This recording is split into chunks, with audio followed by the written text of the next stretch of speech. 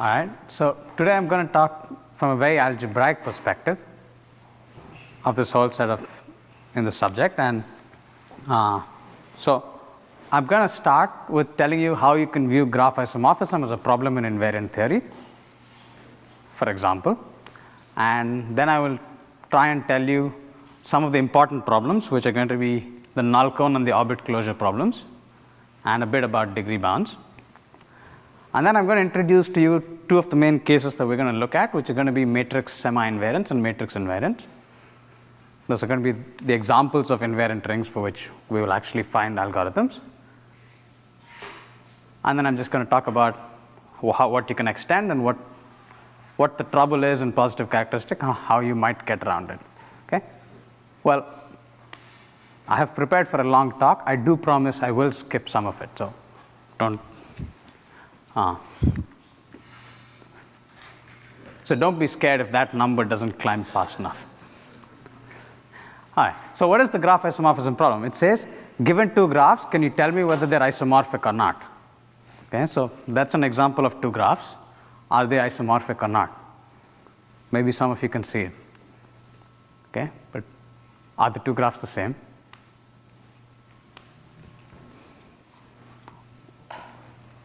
Are the two questions I've asked different?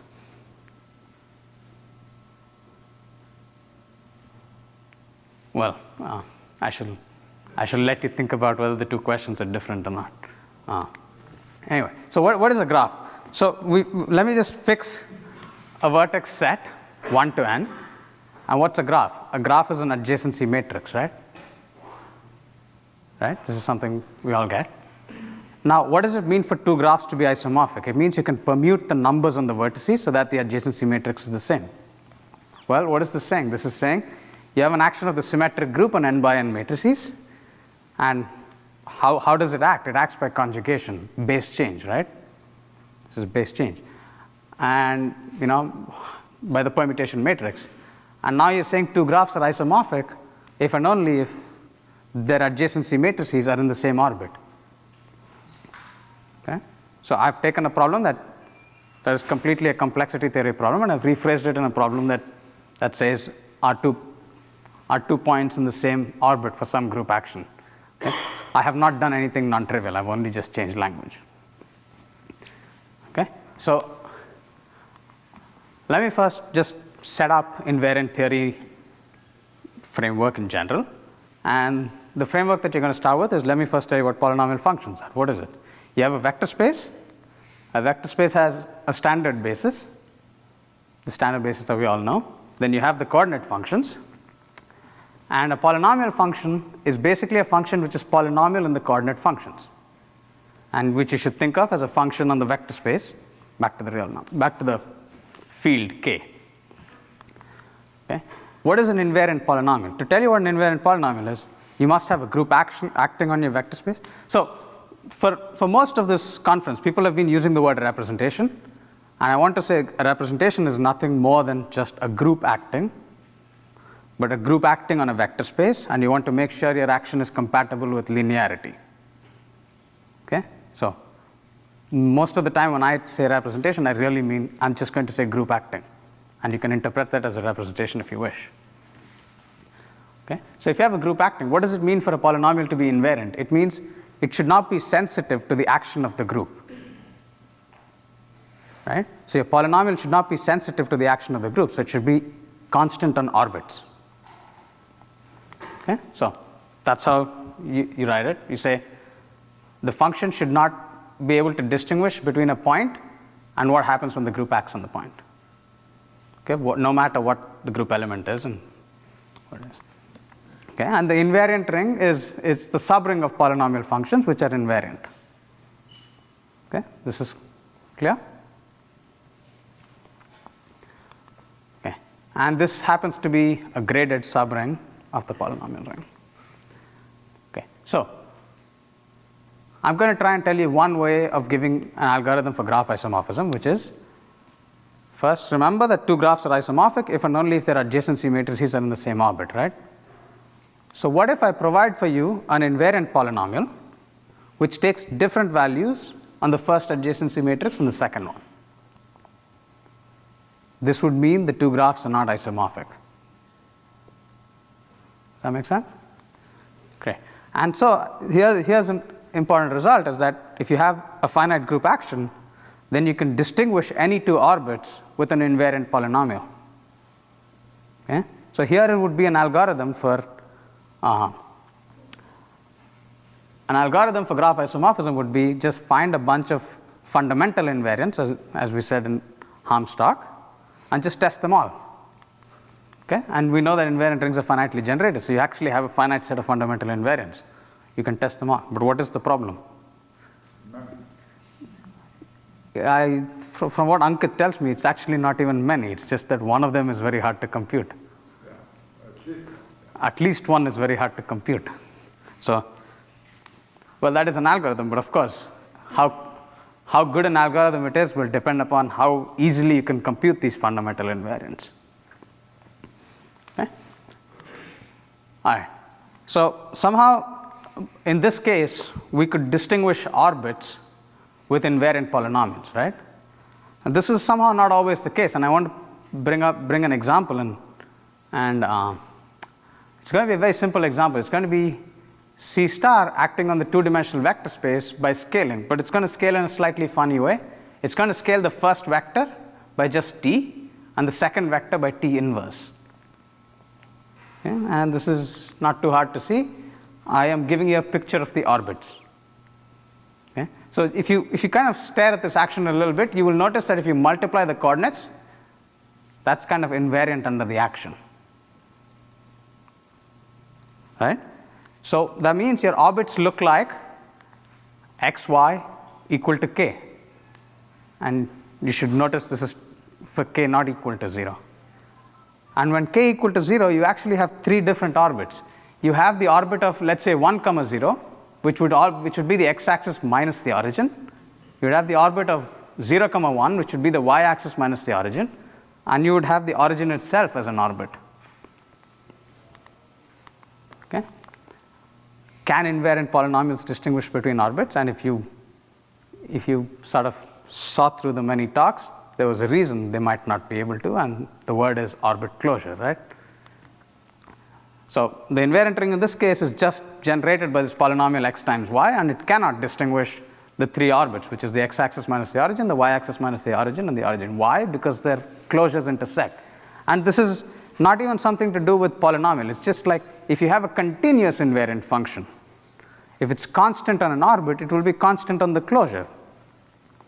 And therefore, if the orbit closures of 2 points intersect, you will not be able to distinguish it with any continuous invariant function even.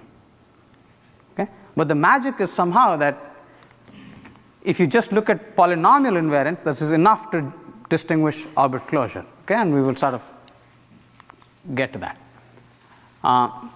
So here is one of the main problems in invariant theory, and it is if you have a group acting on a vector space and I give you 2 points in this vector space, can you tell me whether their orbit closures intersect or not?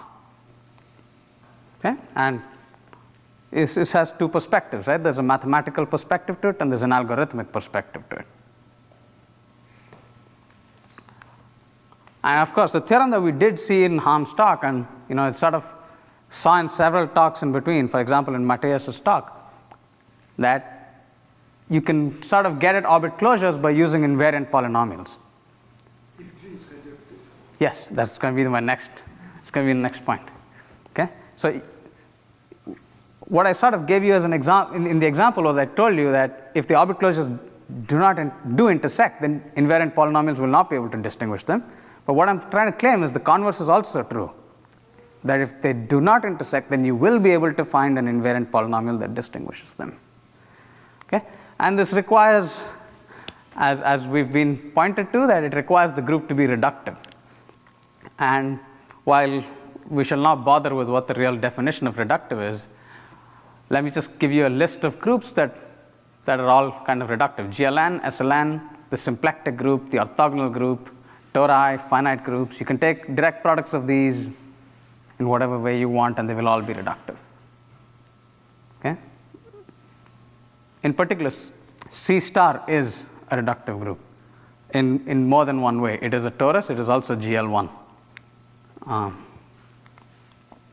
Okay, and then there's this thing about null cone that we've been hearing from the first couple of talks, and this null cone membership problem, right? If I give you a point, can you tell me whether it's in the null cone? In certain cases, it turns out to be the rational identity testing problem in the non-commutative world. Well, what is it? Let me tell you what the null cone is. The null cone, as we saw, was a set of all points such that 0 was in the orbit closure. Okay? And I want to say, now that we know that 0 is in the orbit, I mean, whether 0 is in the orbit closure or not can be, you can say it as, do the orbit closures of 0 and V intersect? Because the orbit of 0 is just 0 itself, and its closures is just 0 itself. Okay? So this is a very specific case of orbit closure intersection problem where one of the points is just set to 0. Okay? And as we said, we can distinguish this with invariant polynomials, right? And so you can equivalently say that the null cone is the 0 set of homogeneous invariants of positive degree. But why is it the 0 set of homogeneous invariants? If you take a homogeneous invariant and you evaluate it at 0, what do you get? You get 0. Right? So if something was not in the null cone, one of these homogeneous invariants would have to evaluate to something non-zero, and sort of vice versa. Okay? But it's a special case of the orbit closure problem, as I said before. Now here's what happens. If life was easy, you would start with this group acting on your vector space. You would be able to compute what are called the fundamental invariants, or like generators for the invariant ring. And if all was good, these generators would be really small, the number of them would be small, and each one would be efficient to compute. Okay? This is just, say for example, the symmetric group. Maybe you have things like this. And then what would an algorithm for the null cone be? It would just be, well, plug in whatever point you're given into each one of these invariants and check whether you get 0 or not. Okay? What would an algorithm for orbit closure be? It would be, well, plug in both points and check whether they evaluate to the same number or not. Okay? But of course, this is clearly not the case, as we seem to realize in various parts of the talk so far. And the question is, how can you get an algorithm if you don't have this kind of really, really nice situation? Do you simply pack up and go home, or can you find ways around it? Okay? And one of the first things that you should sort of look at is, I said you're good if you have a small set of generators and each one of them is efficient to compute. One sort of mathematical way to sort of get at whether you could possibly have something efficient to compute or not is degree bounds. If you can tell me that all the generators lie in small degree, there is some hope. Right? If you must look at, yeah. It's not an if and only if. It's not one direction or the other. It's an indicator of how hard the problem might be. If you had to deal with invariants of degree 2 to the 2 to the 2 to the n, then this is not a very viable. This is unlikely to be a viable approach. Okay, that's just one place for you to start. Okay, so in some sense, I have told you what the main problems of this talk are going to be. There's going to be something about degree bounds, something about the null cone problem, and something about the orbit closure problem. These are going to be like the main problems that we want to tackle in some sort of an algebraic / algorithmic way. Okay? We want to use whatever we can to get good algorithms for this. And what are the objects? Well, of course, to try and do this for every single invariant ring at once seems to be a very difficult problem. And I don't think we expect to be able to do it for a general action of some reductive group on some vector space. So what we're going to do is we're going to look at two cases. One is called matrix invariance and one is called matrix semi-invariance. And these are somehow important cases because of, if you saw in Avi's talk right at the beginning, these seem to be connected with a bunch of things like the geometric complexity theory program. These seem to show up all over the place, and also this rational identity testing problem and so on.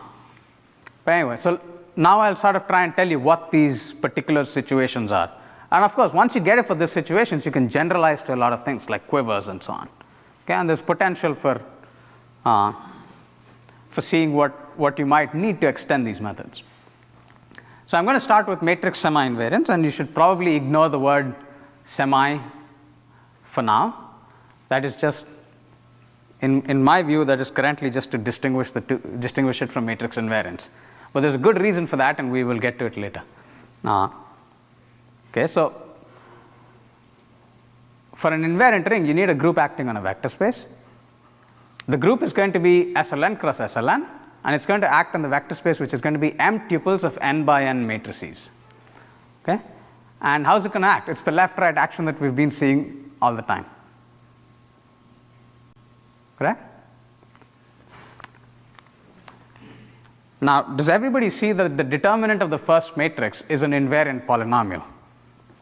This is something we know, right? If you multiply on the left or the right by a matrix with determinant 1, the determinant does not change. Okay? Now, a very similar argument will tell you that if you take some linear combination of the matrices and take its determinant, that is also an invariant polynomial. Correct? And really, the way to go from between this invariant and this invariant is maybe partial, but polarization that Harm was going to tell you until the power ran out. But this is sort of like taking some invariant and sort of multilinearizing it. Maybe that's all I will tell you about polarization for the moment.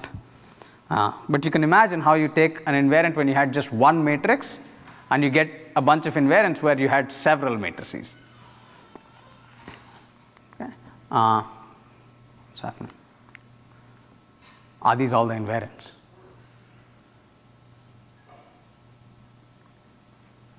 Okay. You might be tempted to think these are all the invariants, but now let me just show you why, even if you weren't listening to all the talks before now, that these are not all the invariants. How about something like this? I take the determinant, and now I take a 2 by 2 block matrix, and I put in these matrices x1, say x2, x2, and x3. Can you somehow get this from these kind of invariants? Maybe by multiplying them and adding them. It's kind of hard to imagine that you can, right? And I'm going to tell you that if these are 2 by 2 matrices, you really can. And it is kind of strange. But if they're bigger than 2 by 2 matrices, then you really can't. Okay? I mean, either way, do people see why this is an invariant? You sort of change basis. It's like multiplying on the left with a block diagonal of P and P, and multiplying on the right with a block diagonal of Q inverse and Q inverse, if you wish. Okay? But now let me tell you what all the invariants look like, and this is something that we have seen before, is, well, to give you one invariant, I will take the certain data, which is going to be m tuples, which is going to be an m tuple of D by D matrices. D is some other number. And what I'm going to do is I'm going to create this sum of tensor products. x1 tensor T1, and x2 tensor T2, and all the way up to xm tensor Tm, add them all up, and then I'm going to take the determinant. Okay? Now, what you should notice is that when you take the tensor product of matrices, this x1 has size n by n, this T1 has size d by d, so this is a dn by dn matrix. And so we're taking the determinant of a dn by dn matrix, so this invariant has degree d times n. Okay? So what I've told you is I've shown you one degree dn invariant. Okay? Now I'm going to tell you that these are all. And this is a theorem of Derksen and Weyman, Domakos and Zubkov, and Schofield van der Berg, is that you can, this is like the set of degree dn invariants, you can find one for each such choice of matrices. That's a large set. Okay? I'm parameterizing it by some d squared m vector space. Okay? If you take the linear span of them, you get all degree d invariants. So somehow I'm not giving you a basis, I'm not giving you a generating set, I'm giving you something in between, but it's a really big spanning set. Okay? This is something we need to understand, right? It's a very, very big spanning set. And so, of course, there will be a lot of relations among these things. But really, try computing one of them. I don't know how to find one. It's very hard to just put them out by hand and see how to get a relation among them. It is not all that easy. I mean, it is doable, but it's not something that you will see straight away. Okay? And Okay, so another thing is I seem to have told you what the degree d times n invariants are for whatever the number d might be. What about those degrees where d, which is not a multiple of n? Well, I'm saying there are going to be no invariants in that degree. Okay? And this is kind of a simple consequence of the fact that the nth root of identity is an SLN. Okay? It's not a mystery. You should see how does an nth root of identity act on a degree k polynomial. It acts by nth root of identity to the power k. So if k was not a multiple of n, it's going to act by a scalar. It just cannot be invariant under this action. All right, so let me see where I was. All right, so I described for you this left-right action. I described for you what the invariants look like. And now I'm going to tell you what the null cone is. And we should sort of realize from KV's talk that there are several ways of viewing the null cone. Okay? So whether a tuple is in the null cone is the same thing as saying there is some homogeneous whether a tuple is not in the null cone is the same thing as saying there is some homogeneous invariant that does not vanish on it. Okay? This is the same thing as saying some blow-up contains an invertible matrix. Well, what is a blow-up? Well, elements in the blow-up look like things like this, right? Okay, so this is going from 2 to 3 is not a serious statement. It is just a way of saying determinant captures invertibility of matrices. Well, another way to say it is that the non-commutative rank of this linear matrix or symbolic matrix, if you wish, is full. Okay, and we sort of saw this even in Avi's talk that you can do this. And then there's this other characterization that there is no shrunk subspace, but somehow this is not something that we'll really get into. We will also not really get into this non-commutative rank business, at least as far as I'm going to talk. We will really just stick to this little description up there, which is sort of interesting. Okay, so, well, if I had to summarize what my contribution with Derksen to the talks in the morning is, it's going to be this particular statement that a tuple is not in the null cone if and only if for any d larger than n minus 1, okay, any d, you will be able to find an invariant of degree dn which will witness this fact. Okay? For any d larger than n minus 1. See, I mean, if you have a smaller invariant, you will always have a larger invariant by squaring, cubing. The witness will always have small t. If there is a witness, it will be of small t. What do you mean? Oh, yes, a witness, yes.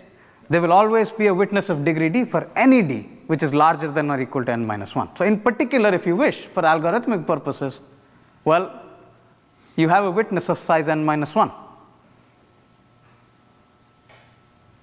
Okay?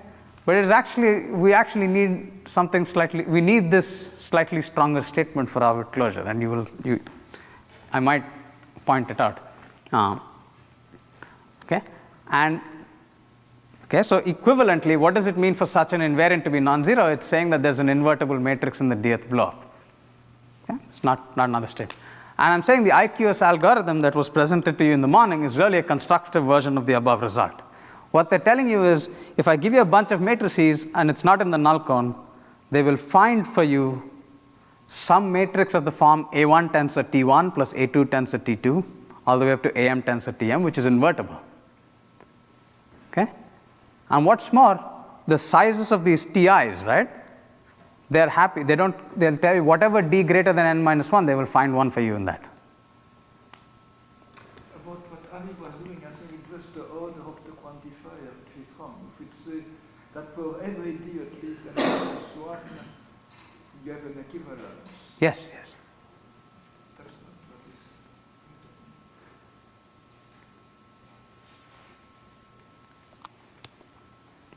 Okay. Well, in terms of language that I sort of introduced in this talk, invariants of polynomial degree suffice to define the null cone, right? So I'm telling you that you can always find a witness of degree n minus d times n, where d is, let's say, n minus 1. So I can find invariants of degree n times n minus 1 that will cut out the null cone. Well, what does it mean to cut out the null cone? If you want to cut out the null cone, for any point outside, this polynomial should not vanish, right? Some polynomial should not vanish. And that's precisely what's happening. Yeah. I think maybe there's a maybe confusion about the order of the quantas there. So maybe you should say for every d greater than or equal than n minus 1, the statement is true. You know what I mean? But even this is true, right? This is still a correct statement. It's a stronger statement than what we're saying. In one direction. But both directions are true, right? This is not. There is nothing wrong in the statement, is it? No, it's just misleading. Yes, it's completely true. It's just misleading. It's just, what you really want to say is that one never has to look beyond the grid. Correct. Yeah. And the way it's stated, it looks like there might be a loudly. But no, I agree. Logically, it's fine. I see, okay. So let me say, whatever you think this means, the strongest version of that is true.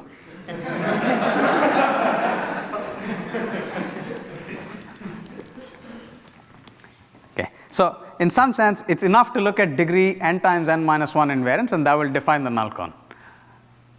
And now here is a point where I can point you to Derksen's result. It's a general result. It's not specific to this.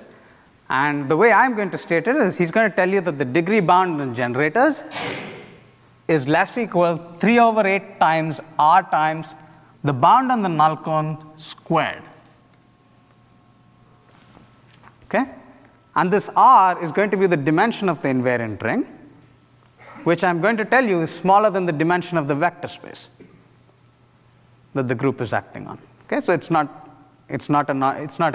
a serious issue. So in some sense, what we're saying is if you want a degree bound, you start with a bound on the null cone, and the amount you have to pay extra is very small, and just a square. Okay? This is kind of what the result is. But you can go back to the origins of this result, which really lie in Hochster, Roberts, and Kempf, and so on. And if you just use the stronger results, you can prove that in this case, you don't need something as strong as this. So you can do better than this general result, and you get, well, it's better in terms of an absolute number, but both will give you a polynomial bound. Okay? And the bound that you get is n to the 6. Okay? There is something strange here where the vector space that you're acting on is n by n matrices, m copies, and the m doesn't feature in this bound, which is kind of interesting, and which is again a consequence of this polarization thing that Hahn was not able to talk about. But I will say something about it if I can. Yes. Is it not also a simple consequence? I mean, just polynomiality, the consequence of the fact that m need never be more than n squared. This is what Weil's polarization. That's what polarization means. Polarization will imply this. Okay, but you don't need polarization. You need linear algebra. No, you need polarization for this statement to be true. For the null cone, you don't. For the null cone, the bound does not care about m. This is clear. But when you push from the null cone to the you see, for example, you can even see it in this result, right? This dimension of the invariant ring is the dimension of the vector space, which will be the dimension of m tuples of n by n matrices. So if you try to plug it in as is, you will have that m in there. But you can get rid of the m. And this is what Weil's polarization will allow you to do. So here you use characteristic 0? Yes, in characteristic 0. So I was trying to avoid saying the word characteristic 0 because it immediately implies there's a characteristic P situation that I want to talk about, which is true. I will talk about it in the end. So until I mention positive characteristic, please think characteristic 0. And I'm only trying to state algebraic versions of the statement so that I can use them in positive characteristic when I want to. Okay? This is why I did not bring up a completely positive operator. Anyway, okay. So one thing I want you to observe is, the invariants look like this, right? The linear span of invariants look like just find a bunch of matrices and then you create this FT. You can do this in a very randomized way. Just pick these matrices arbitrarily. If you wish, you can throw in a Schwartz-Zippel lemma or something and analyze them carefully. And I'm saying these polynomiality of these bounds, whether it's the null cone or whether it's this, will give us a randomized algorithm for null cone and orbit closure. Okay? So the bound for the null cone is roughly equivalent to a randomized algorithm for the null cone. The bound for generators is roughly equivalent to a randomized algorithm for the orbit closure. And here's what I want to point out, is if you look at Derksen's result, he's telling you that the degree bound is somehow polynomial in the bound for the null cone. Okay? So if you look at it from this perspective, what it's really telling you is that a randomized algorithm for the null cone is more or less the same thing as a randomized algorithm for orbit closure, which is very interesting, right? Because an orbit closure problem says, given any 2 points, can you tell me if the orbit closures intersect? The null cone problem says, given any 2 points, does the orbit closure contain this very, very special point of 0? Okay? And it turns out, if you want randomized algorithms for them, they're sort of equivalently hard, not very different. Okay? And well, once I've put a statement like this up here, the natural question is to remove that randomized and put in a deterministic and ask the same question. Yes? Can you remind me what the difference is between the bound for the generators and the bound for the null cone? The bound for the null cone is like quadratic? No, I mean and the definitions. So the bound for the null cone would be the degree of invariance that cut out the null cone. But these might not be enough to separate, far from the null cone. Oh, I see. Sure. Yeah.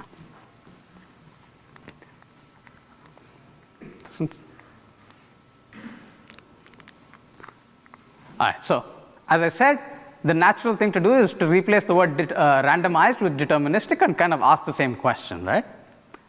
And here, if you remember, okay. So if you remember, this doesn't seem to work quite well. Maybe I need to be closer. I see. I see. Yes. No, this is correct. This is correct. I see. Okay. So, well, some of the highlights of this entire conference was the fact that you can give a deterministic algorithm for the null cone.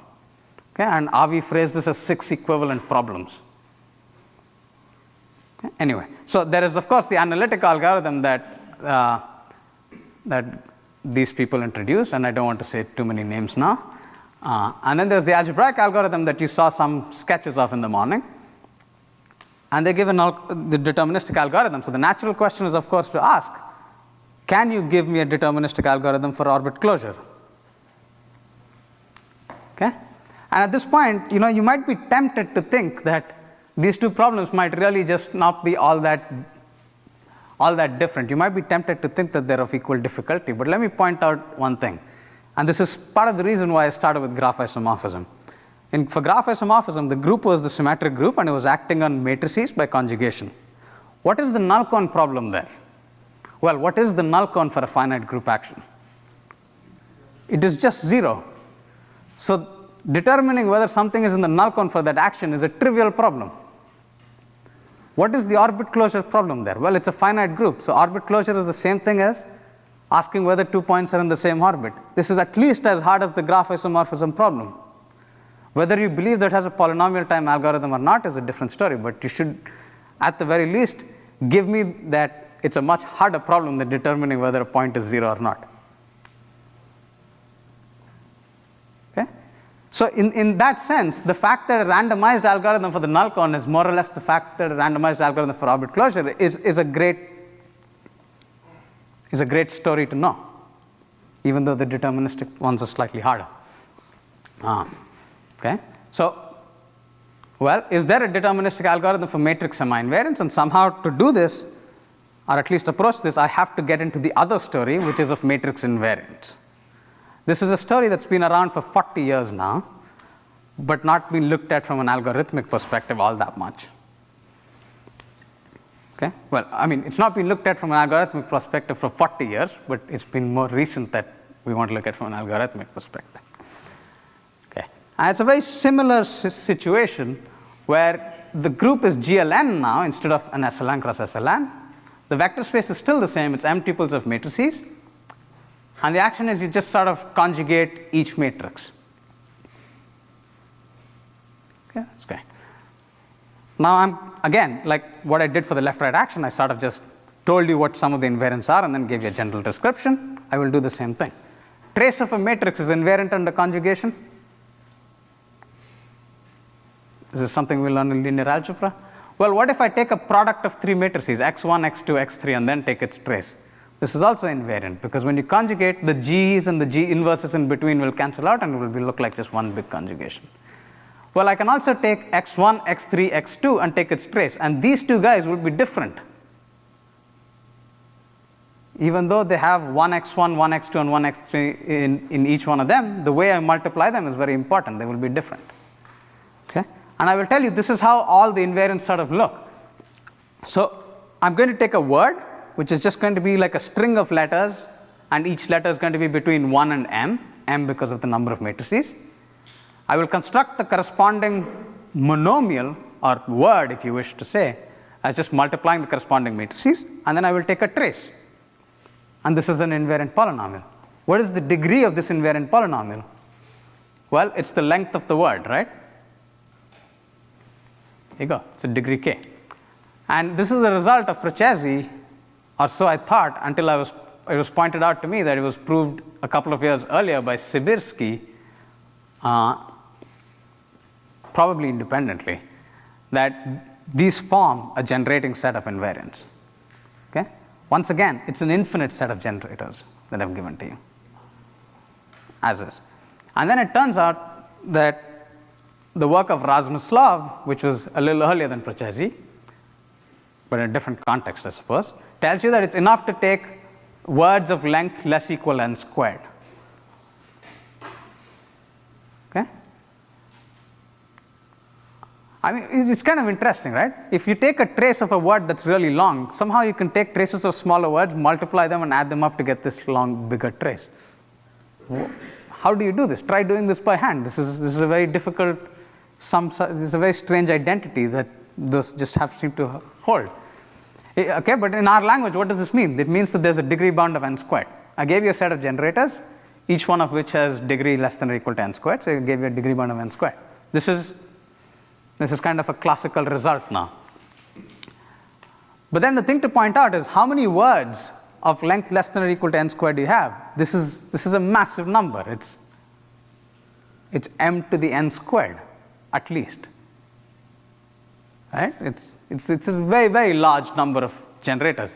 So if you thought about the naive algorithm, it said take a generating set, evaluate them on 2 points to see whether they evaluate to something equal or not. This is not a very viable approach because there's way too many of them. So what do? There are two algorithms, and let me just take a moment to, okay? So maybe I will talk about this algorithm very briefly. This algorithm showed up about 5, maybe 6 years ago, and it's due to Forbes and Spilka. And it's a very interesting algorithm. They say, well, you have an exponentially large set of generators, but we will pack them into something very compact. And here's how they do it. Okay, so given some input, so the input is actually a tuple of matrices. Whenever I write an A, you should think of as matrices with actual numbers in them. They will construct this non-commutative polynomial, PD of A. Well, what is this what is a non-commutative polynomial? It's a bunch of non-commutative monomials with some coefficients, right? So what is this special non-commutative polynomial going to be? To any monomial, what is the coefficient going to be? The coefficient is going to be of the form trace of some word in the A's. Okay? So you have this big non-commutative polynomial. The coefficients seem to be these traces. So the evaluations of a generating set on this particular input. And they pack this in and they can write this out very efficiently. Yeah? This construction of this polynomial is actually due to Keter-Marmolin. I see. And from which he deduced that a randomized algorithm will work. I see. And they gave an algorithm, a deterministic algorithm. I see. Okay. Well, so I guess this construction is even older than the algorithm, but probably not by very much. Half a year. And somehow the genius of this construction is really that you capture this big set of generating invariants when you evaluate them at a certain input inside this one non-commutative. I mean, the non-commutative polynomial itself is pretty large if you expand it out in terms of monomials, but you have a way to succinctly write it out. Okay? And now what do? If you're given two m-tuples of matrices, A1 to AM and B1 to BM, you construct this monomial for A, you construct this monomial for B. And now you check whether the two, what does it mean for two non-commutative polynomials to be equal? It means the coefficients are equal, right? So you just check whether they're equal as non-commutative polynomials. And if there is one thing that you really learn from this entire conference is that non-commutative identity testing problems are easier than commutative identity testing problems. Okay? This is kind of the one thing you should really learn from this conference. And apparently, you can go all the way back to maybe 2004, and this is something that Rajan Shpilka said you can do. You can test whether non-commutative polynomials are zero or not efficiently. And I think for those in the audience who know what this is probably read-once algebraic branching programs. Okay? And that's the special case if you really want to see what exactly goes into it. Now, I will tell you a different algorithm, which is in some sense not all that different, but it certainly has features that this one doesn't, and this one has features that that one doesn't. Okay? And this algorithm is one that I came up with along with Hans Derksen. And here's what we do. We say, well, you give me two m-tuples, right? And what do you want to do? You want to construct these block matrices, C1 to Cm, where you put this AI in the northwest block and the BI in the southeast block. Okay, very silly construction. And then I'm going to tell you to take the algebra generated by this inside matrices of size 2n by 2n. Okay? What is so good about putting them in a northwest block and a southeast block is, first let's try and understand what does it mean to get the algebra generated by a bunch of matrices. It means multiply them and add them in as many ways as you can and take linear combinations and so on, right? So in particular, they're spanned by words in whatever you started with. So what does a word in the CIs look like? Well, if you think about how you multiply these matrices, block multiplication, the A's will multiply independently, the B's will multiply independently. Correct? And now what I suddenly have is an algebra inside 2n by 2n matrices, and it's spanned by things that look like this. And somehow what I want are the traces of these things. Correct? I really want to check if the traces of the northwest block and the southeast block are the same. And I have a finite dimensional algebra. So I find a basis. And I tell you, you can extract in polynomial time a subset of these kind of words which actually form a basis. Okay? This is also a fairly well-known algorithm, and you can sort of follow your nose and try to optimize it, and it's not a very hard idea once you know that you want to do something like this. Okay, but let me just expand out why it's okay to deal with a basis, right? Why is it okay? Suppose you had some words u, v, and w, so that c of w was equal to c of u plus c of v. Let's say you just had this relation. I mean, the number of words is large. They're sitting inside a finite dimensional algebra, so you must have relations. Let's say you had some relation like this. What would such a relation look like? It would say that this block matrix is equal to this block matrix plus this block matrix. But the northwest and the southeast don't really interfere, which means you simultaneously have a relation AW is AU plus AV and BW is BU plus BV. And if you simultaneously have a relation, then you simultaneously have a relation among the traces. Right? This is not telling you that there's a relation among the traces as functions in general, but there's a relation among them when you evaluate them on these specific inputs. And once you do that, now I'm telling you, well, if you were just trying to search for traces of some words that differ, if you look for the word u and look for the word v, why bother looking again for the word w? This is somehow unnecessary. Right? And so what is the algorithm? It says extract some basis And now for each one of these bases, check whether the northwest block has the same trace as the southeast block. It's a very simple algorithm. Okay? There is something very, very interesting about this algorithm is, well, first of all, we're inside the northwest and southeast blocks of a 2n by 2n matrix algebra. So the dimension of this algebra can be at most 2 times n squared, right? That's how big the support possibly can be. Okay? And somehow I didn't need the degree bound. It's true and good that we had a degree bound, but I didn't need it. Okay? And this sort of points to what Michael was saying. He was saying, well, degree bound is some sort of indicator, but you don't really have implications.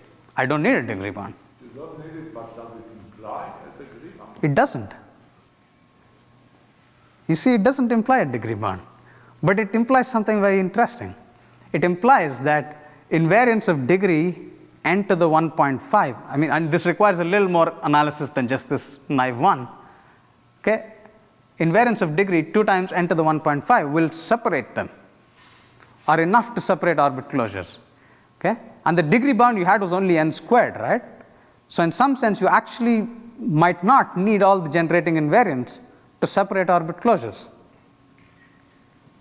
And this is actually true because you actually have lower bounds you have quadratic lower bounds proved for generating invariants. This is something that we know. We know that there are quadratic lower bounds for generating invariants. So there's actually a generating invariant that is useless if all you care about is separating orbit closures. And this is kind of interesting.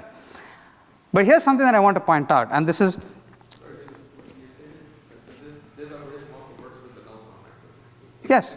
In a sense, you do show that like the null con is cut out, right? Yes. Yes. And you do get degree bounds, right? Yes.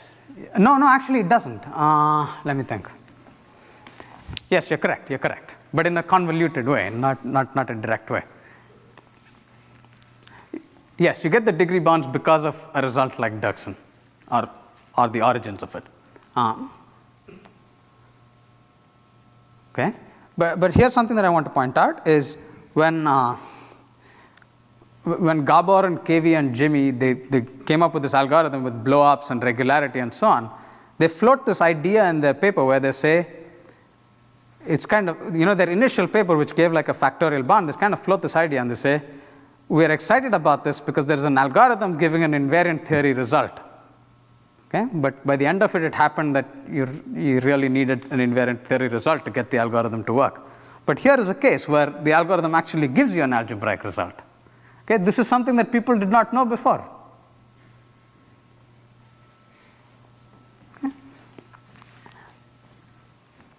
Okay?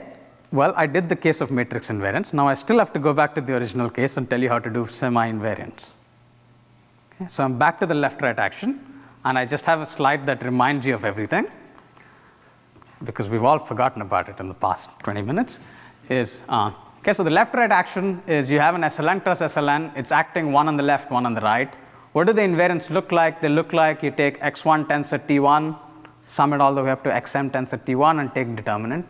These are kind of like the blow-up matrices, and you take determinants, and these things kind of span the set of invariants. Now, I give you 2 points, which are basically 2 M tuples, and I want to know whether the orbit closures for this left-right action intersect or not. Okay? And equivalently, this is saying, is there some invariant that distinguishes them?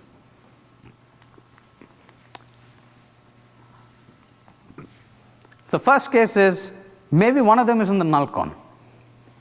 This is one of the cases. Or what do you do if it's in the null con? You simply walk back to the talks in the morning and you say, well, if both of them are in the null con, the algorithm that IQS have will tell me that they're both in the null con, so their orbit closures intersect. If one of them is in the null con and one of them is not, then the algorithm will tell you one of them is in the null con and one of them is not, and you know their orbit closures do not intersect. Okay, so let me push this case aside. You might be tempted to think this is the easiest case, but this is really the hardest case.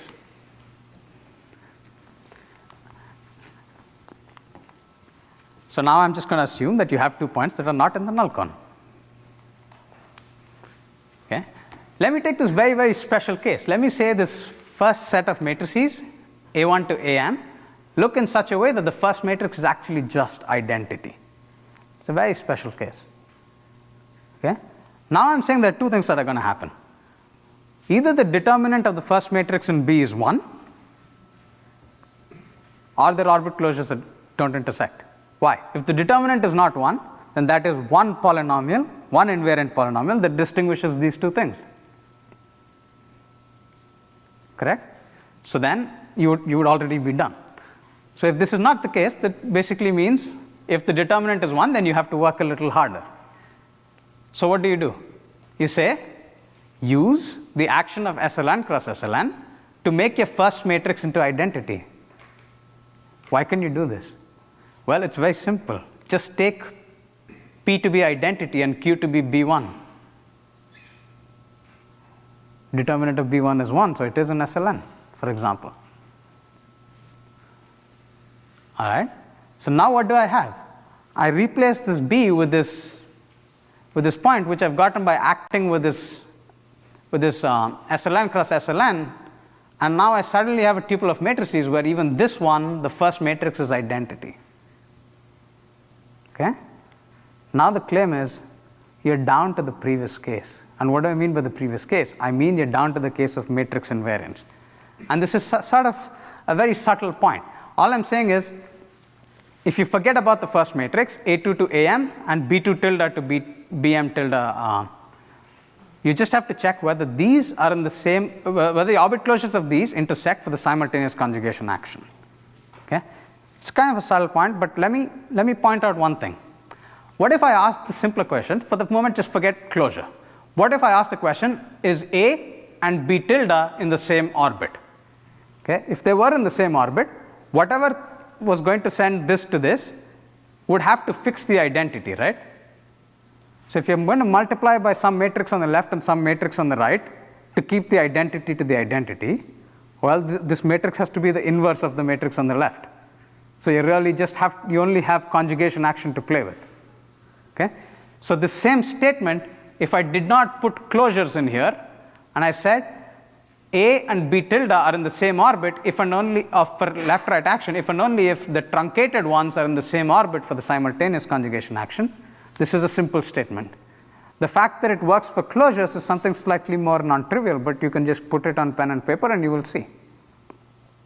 Okay? And I will leave that as an exercise for anyone who wants to do it. Or you can look it up in one of the many papers, or you can just come and ask me afterwards. Okay? It's not a serious issue, it just works. Okay? Now I will do a slightly more non-trivial case. So if you remember the case inside here, I really took this first matrix to be identity, right? I really didn't care that it was identity. I really just cared that the determinant of that guy was 1. Okay? So maybe let's look at the case which is slightly harder, which is that some determinant of some linear combination of these matrices is 1.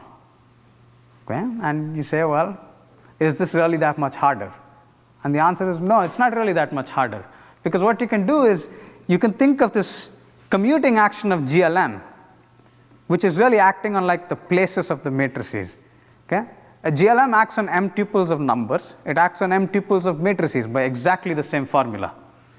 Right? How does a matrix act on a vector of numbers? It does exactly this, right?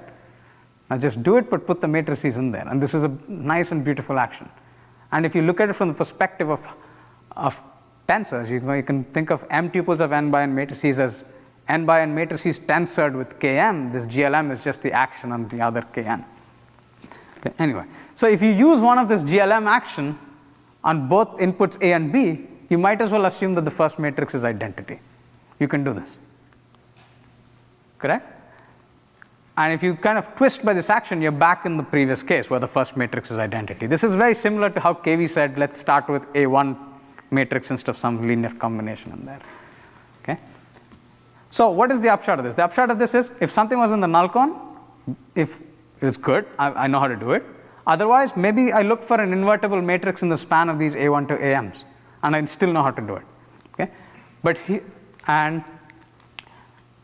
Okay, so here are the two issues, and kind of subtle. Let's say there is an invertible matrix in the span, right? How do you find it? you know what this problem is called. This is the Edmonds problem, or this is PIT. Correct? We don't know how to find this. And of course, there is always the issue that such an invertible matrix will not exist in the span, even if you're not in the null count, right? We already made that assumption. And there was an example given to us by KV in the morning, which was the skew-symmetric matrices. They're not in the null count, and there is nothing invertible in the span. What's the idea? Well, the idea is you run the IQS algorithm, and you find an invertible matrix not in the span, but in a blow-up. Okay? And this blow-up is not too big, is the point. You only have to go to an n-1th blow-up. And then the one thing that you must realize is what are invariants? Invariants are determinants of blow-ups, right? Blow-ups of blow-ups of blow-ups. Do you see that? Blow-ups of blow-ups of blow-ups. So instead of taking A and B, take the blown-up tuples and then test them and pull back. Okay, so this is this is sort of the argument that I don't want to sketch out in detail for two reasons. One is it's a little technical and it's not really that hard an idea. If I leave it here, anybody who's seen some of this stuff for a while will be able to sit and finish the argument in an hour or so. Okay? There's also the issue that you actually run into a root of unity issue, which is why it was important for me to state that you can find these invertible matrices in every blow-up greater than n-1. In particular, I might have to take more than one blow-up. There's a very subtle root of unity issue. It's not something that I spotted initially. It's just when I tried to do this reduction, it popped out and I had to deal with it. Okay? It's not the greatest issue in the world. And of course, you can take the bound for matrix invariance for separating invariants and pull it back, whatever this process does, and you get a bound of 2n to the 3.5 for separating invariants here, as opposed to a degree bound of n to the 6. Although in this case, we actually don't know lower bounds better than n squared. So I don't know. And at this point, I should say that this very different analytic algorithm that sort of extends operator scaling techniques, you will see in Yuan Zhili's talk tomorrow. Okay? So let me just give a slight recap. This was a long journey that I took you on. It was meandering. I started with telling you about polynomial degree bounds for these cases. Then I told you that they immediately gave you randomized algorithms. Then we recall that deterministic algorithms exist for the null cone. We somehow managed to get some for the orbit closure problems. What are the further directions? And I seem to have time, so let me do this.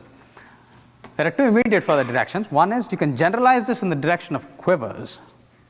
Okay? And I will only point at the generalization. There's no point telling you the details, but I will point at enough for you to see how Quivers, how these are special cases of Quivers. Okay? And then maybe I will tell you something about what happens in positive characteristic. Is this, there is a certain philosophy that I sort of seem to have personally, and I'm still young, so you shouldn't believe me completely. Is if something is an algebraic phenomenon, it should not care about the characteristic very much. Okay, this is my personal view. So if you have things that are working only in characteristic 0, this is somehow not satisfying enough for me. Okay? So let me first talk about Quivers. Well, a quiver is a directed graph. Okay? It's just a fancy way of saying quiver. Okay? Don't ask me why. This was defined before I was born. What's a directed graph? It's a bunch of vertices and a bunch of arrows between them. You can have directed cycles, you can have multiple edges, whatever. What's a representation of a quiver? It's saying a representation is for each one of these vertices, you put a vector space there, and for each one of those arrows, give a linear map from the source to the target. Okay, it's a very natural construction. Well, you have something called a dimension vector, which is you just record the dimension of the vector spaces at each point. Now, you might as well choose these vector spaces to be standard vector spaces if you wish. There is nothing that you lose. But then what's the deal if you fix standard vector spaces? If you fix standard vector spaces, you can then interpret these the linear maps between them as actual matrices. Okay? So a representation of a quiver is just giving a bunch of matrices of the appropriate size. And when are two representations isomorphic? Precisely when you can relate them by a change of basis at each one of the vertices. Okay? It's not a hard concept to get through. You might be wondering why. Okay, but it's a different story. So you fix a dimension vector, which is the same thing as saying fix a bunch of standard vector spaces. Well, a representation is a bunch of matrices. But what is a bunch of matrices? A bunch of matrices is a point and a product of matrix spaces. Right? It's just one matrix for each arrow of the appropriate size. And the base change group is the product of GLs at each of those vertices. And the orbits are the isomorphism classes of representations of a particular dimension vector. Okay, this is something that shows up in various aspects of mathematics and maybe not that great. Okay, but let me just get to examples now. Consider this quiver. You have one vertex and m loops, right? M arrows coming from the vertex back to itself. If you fix the dimension vector n, then you're putting a vector space Kn here. What is the representation? It is giving an n by n matrix for each arrow. Okay? What is the base change action? Well, you're taking the simultaneous conjugation action, no? That's what the base change action is. So this is precisely the action of GLN by simultaneous conjugation here. Okay? So this is as much as I want to convey to you, that matrix invariance is a special case of this sort of pictures that you can draw all over the place. What about semi-invariants? You take this m Kronecker quiver, two vertices and m arrows between them. Now if you fix a vector space Kp and Kq, or maybe the other way around, I forget, a representation is giving a p by q matrix for each arrow, and the action is really a GLP cross GLQ, but somehow you have no invariance for this action. So you really just look at the action of the special linear group at each one of these vertices, so you get an SLP cross SLQ. And what is this action? This action is the left-right action. Okay?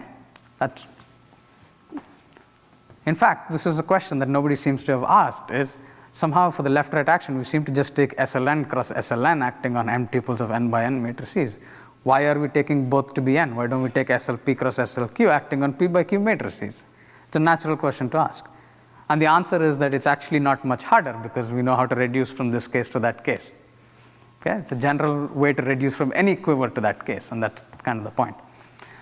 Okay? And the quiver that sort of governs the results of Braskamp-Leib inequalities, from the algebraic side, there's a lot to do from the analytic point of view. There's a lot of results to do, but from the algebraic side, this is something that can guide you in understanding what exactly is going on between that story and how you come back to operator scaling.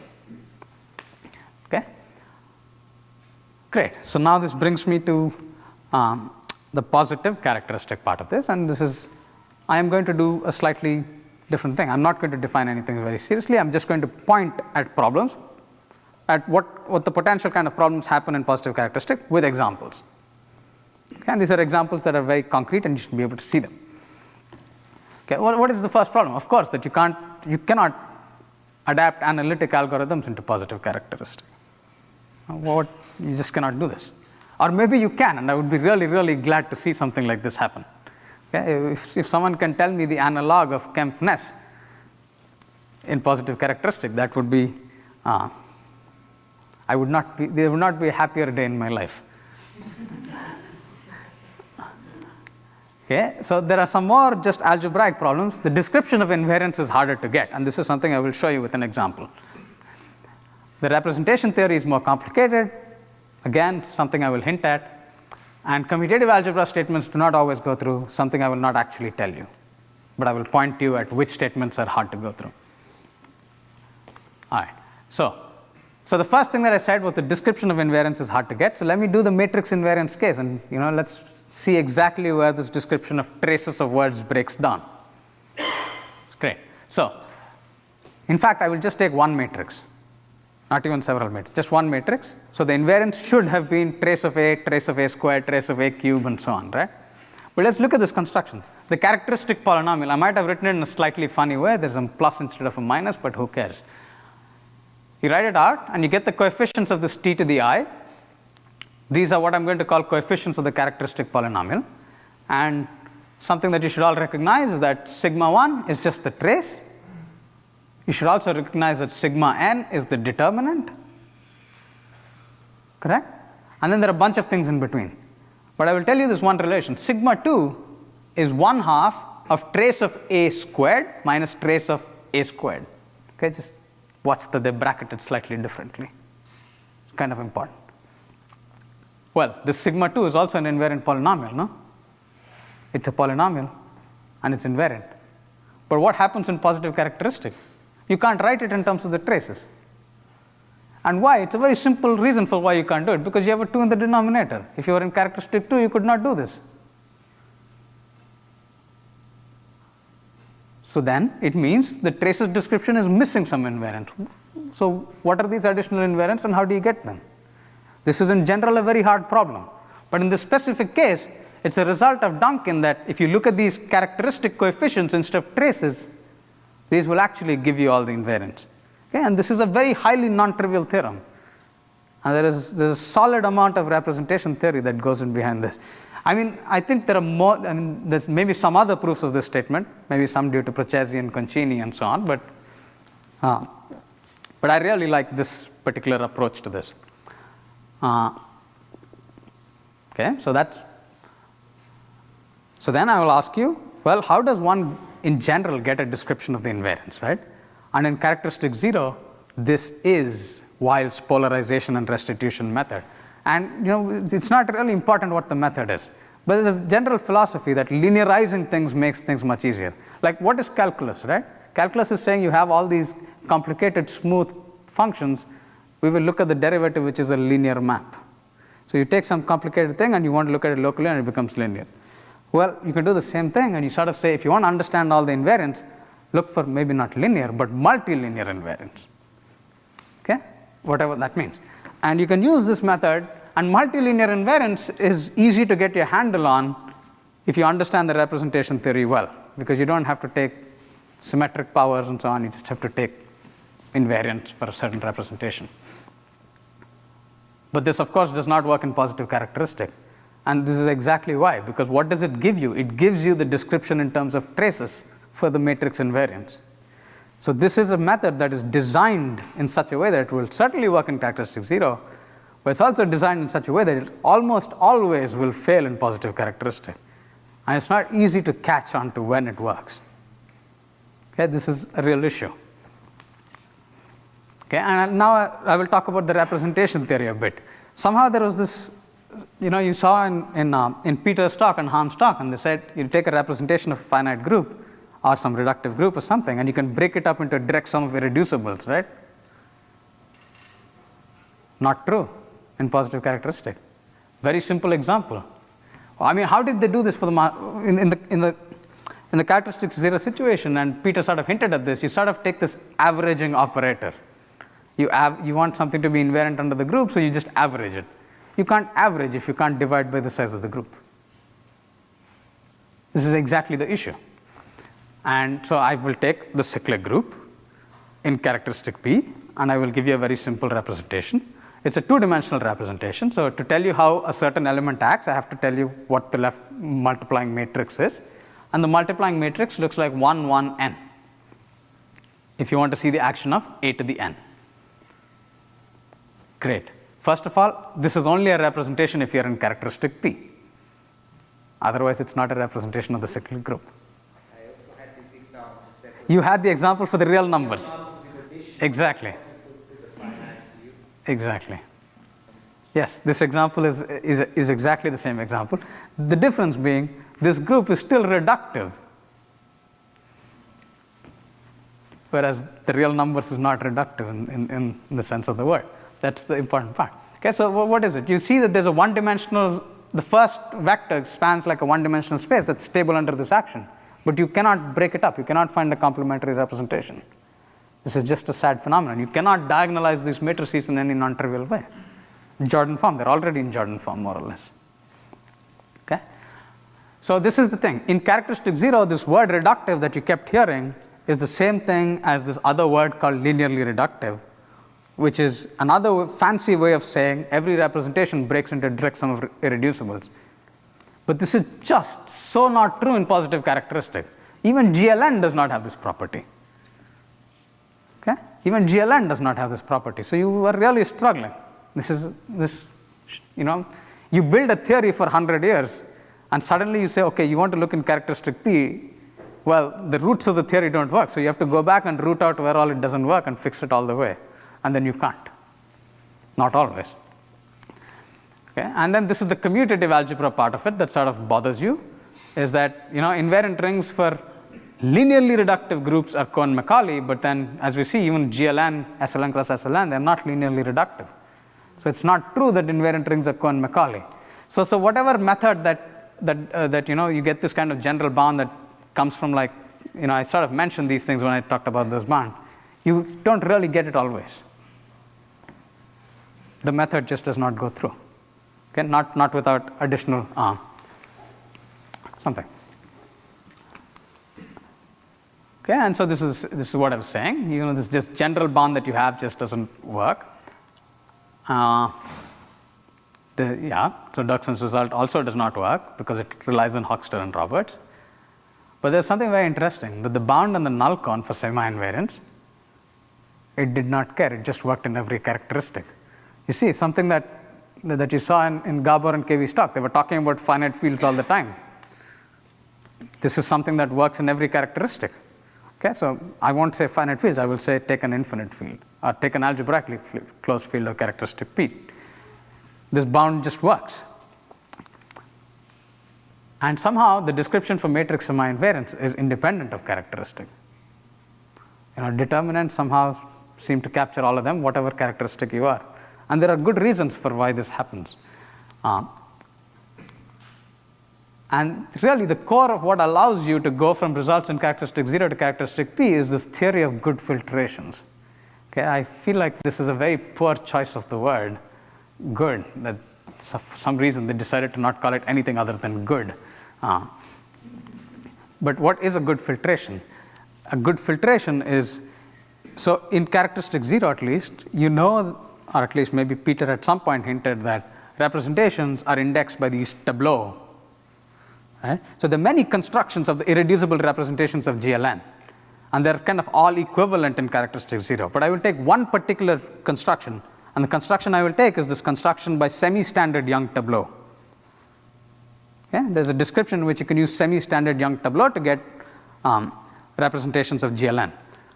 Or if you're geometrically minded, you take line bundles on the flag variety and you take the global sections. Okay? This is one particular construction. There are several other constructions and they don't always match in positive character. But I take this particular construction and I say something has a representation has a good filtration if it has a filtration by these modules. And somehow these modules are somehow defined over the integers, so you can adapt them to any characteristic you wish and you can pass results, but you have to be very careful and the theory is very delicate and it takes a couple of textbooks to do what was trivial in characteristic 0. Yeah, and you do this. And the people to really thank for this are somehow in the beginning would be Aachen, Buxbaum, and Wayman back in the 80s. And then Donkin really put it together in the 90s. And then making this work making the commutative algebra work was some results of Hashimoto in the 2000s. So it really developed a long way and all before my time. And what is the consequences? The consequences are good, that the degree bounds you can somehow push to positive characteristic as well. And you can even get this bound to be independent of M. You see, I don't really say independent of M if your characteristic is large enough. It's not true if your characteristic is very small. So it's a little bit, it's very delicate what works and what doesn't. And you can get the same kind of bounds for matrix invariants. And this is very interesting because for matrix invariants, we get a polynomial bound using this kind of techniques. Previously, they did not know anything close to polynomial. They had some n to the 7, m to the n. In characteristic 0, you had n squared, but they just couldn't make it work in positive characteristic. This one just works. And what is more interesting is our algorithm for orbit closure adapts really well. And it continues to run in polynomial time. And this is also a kind of subtle point and requires something about We have to deal with coefficients of characteristic polynomial which are not linear, but somehow it's still enough to check it on a basis. It's a non-trivial result and something that Gabor actually observed 20 years ago in a different setting, but it's a non-trivial result. And okay, so maybe I'll just end with some questions, maybe not. So of course, this is the main question is, can we understand better the invariant ring for tensor actions? Because this is something that operator scaling seems to work for. In some sense, seems to be extendable. And well, let me say currently the answer to this is no, I cannot. And Procesi just emailed me and said he does not know an answer to this too. So it is really a hard problem. What other invariant rings should we care about? Which is, in this audience, I would say, do you see a group action somewhere? And do you want to separate orbits and orbit closures? Please come talk to me. Well, can you approach the polynomial identity question from an invariant theory perspective? We tried, and then you managed to solve a different problem.